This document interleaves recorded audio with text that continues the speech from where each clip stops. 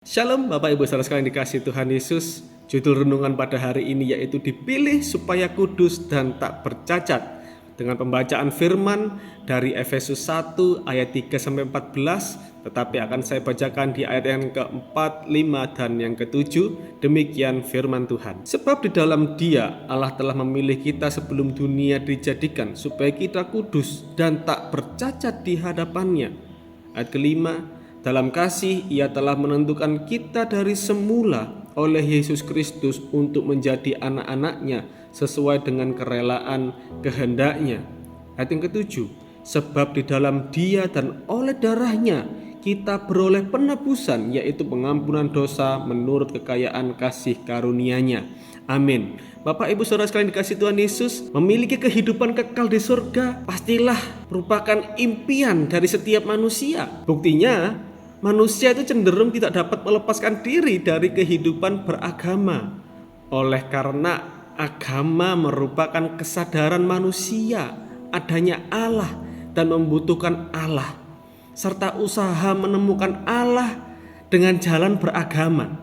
Akan tetapi, apakah agama menjamin seseorang memiliki kehidupan kekal di surga? Tidak, karena agama adalah usaha manusia mencari Allah dengan jalannya sendiri melalui amal dan mungkin perbuatan baik. Akan tetapi, kekristenan bukan sekedar sebuah agama.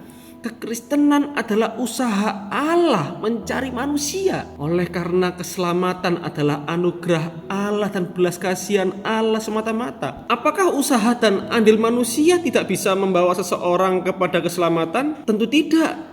Karena dikatakan oleh firman Allah bahwa semua manusia sudah berdosa dan upah dosa adalah maut. Lalu dalam Yesaya 64 ayat yang ke-6 dikatakan bahwa segala kesalehan, kebaikan manusia itu bagaikan kain kotor. Dosa membuat manusia terpisah dari Allah dan hidup dalam maut atau kematian kekal. Hidup manusia yang berdosa membuat manusia tidak layak untuk hidup di hadapan Allah yang kudus.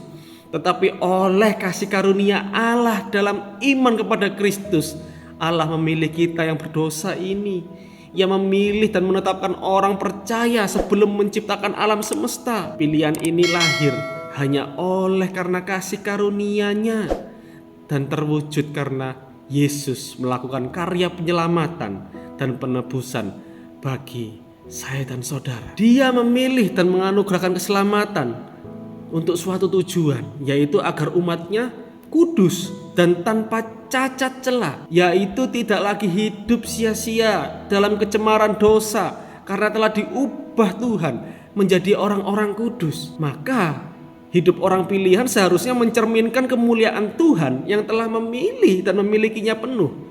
Dan Tuhan menghendaki kita semua hidup dalam kekudusan sehingga dapat memperlihatkan status kita sebagai orang kudus dalam dunia ini. Tuhan menghendaki kita terus hidup dalam kekudusan sampai kedatangannya yang kedua kalinya, dan kita didapatinya tidak bercacat celah di hadapannya dan layak menjadi mempelainya. Suatu anugerah terbesar jika kita manusia yang berdosa ini dipanggil Tuhan menjadi orang yang kudus.